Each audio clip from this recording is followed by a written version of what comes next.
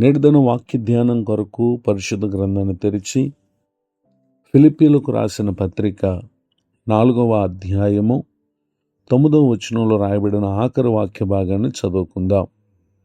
సమాధానకర్తయగు దేవుడు మీకు తోడయుండును. చదవబడిన ఈ వాక్య భాగంలోని దీవెన నా ప్రియులకు మీరందరూ పొందుదురుగాక. యేసుక్రీస్తు ప్రభువారు సర్వలోకంలో ఉన్న ప్రజలందరికీ ఆయన సమాధానకర్త అయినటువంటి దేవుడు. ఈ విషయాన్ని యెషయా గ్రంథం 9వ అధ్యాయము 6వ వచనంలో క్రీస్తు పూర్వం 730వ సంవత్సరంలో ప్రవక్త అయినటువంటి యెషయా గారి ద్వారా దేవుడు ఈ సంగతులను తెలియచేయటం మనం గమనించగలం. మన ప్రభువారు ఆయన సమాధానమునకు కర్త, ఆయన అల్లరికి కర్త కాదు. అనగా మనకు కీడు కలుగు చేయుటకు, అశాంతి కలుగు చేయుటకు ఆయన ఏమాత్రము కూడా దేవుడు కాదని, సమాధానమును కర్త అయినటువంటి దేవుడు అనేటటువంటి విషయాన్ని ఇక్కడ తెలియచేయటను మనం గమనించగలం. యేసుక్రీస్తు ప్రభువారు శరీరధారిగా సేవా పరిచర్య చేస్తున్నటువంటి కాలములో ఆయన తన ప్రజలతో మాట్లాడుతూ వచ్చినటువంటి పలు సందర్భాల్లో తాను వారికి అనుగ్రహించేటటువంటి మేలులేంటో ఎన్నో సంగతులను మనకు తెలియచేయటం మనం చూడగలం.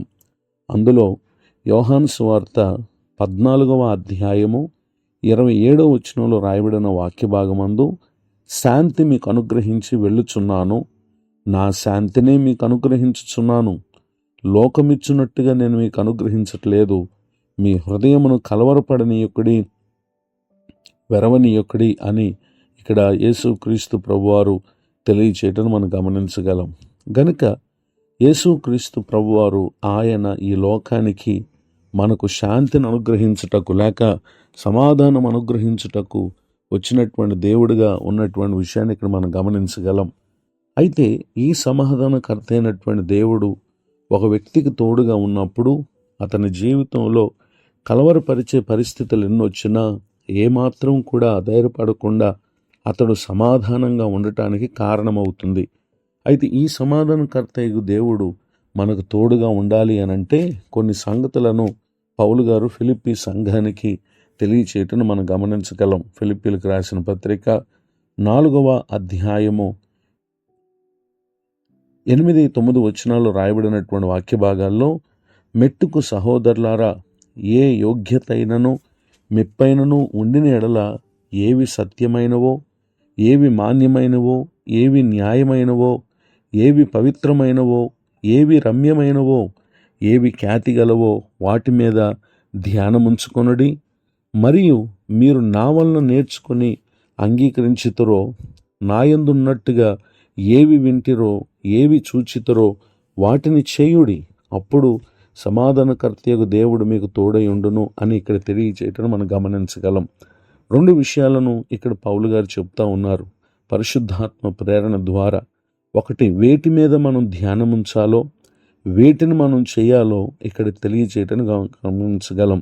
ఆ కారణం చేతనే మనం ధ్యానముంచవలసినటువంటి వాటి మీద మనసు పెట్టి చేయవలసినటువంటి వాటిని చేస్తే ఈ విధమైనటువంటి వాటన్నిటిని చూచి దేవుడు మనకు ఆయన తోడై ఉంటారు. ఆయన తోడుగా ఉన్నప్పుడు సమాధానం అనేది మన జీవితంలో ఎల్లప్పుడూ ఉంటుంది. ఈ దీవెనకు నా ప్రియులకు మీరందరూ పాత్రలు కావాలని హృదయం అంతటితో కోరుతూ ఈ మాటలు ముగిస్తున్నాను. ప్రార్థన. కృపగలిగిన మా తండ్రి, మీ కొందనాలు. మీరు మాకు తోడై ఉండే దేవుడు గనుక స్తోత్రాలు. మీరు తోడుగా ఉండటను బట్టి మా జీవితాలు ఎల్లప్పుడూ సమాధానంతో లేక శాంతితో ఉండగలవని మీరు మాకు వాగ్దానం చేసినందుకు స్తోత్రాలు. నేడు పెళ్లి రోజు మరి పుట్టినరోజు జరుపుకునే ప్రియులను దీవించండి. దైవజనులను, వారి కుటుంబాన్ని, సేవా పరిచయను ఆశీర్వదించండి. కృంగిన వారిని లేవనెత్తండి, దుఃఖితులను ఆదరించండి. మరి యొక్క నూతన సంవత్సర దయాకిరీటను పొందిన మా ప్రియులను దీవించండి. మీ కృపాక్షమంతో నీ ప్రజలపై మేలు చేయమని యేసుక్రీస్తు నామములో ప్రార్థిస్తున్నాను తండ్రి. ఆమెన్. తండ్రి, కుమార, పరిశుద్ధాత్మ దేవుడితోడు నడిపించునుగాక. ఆమెన్.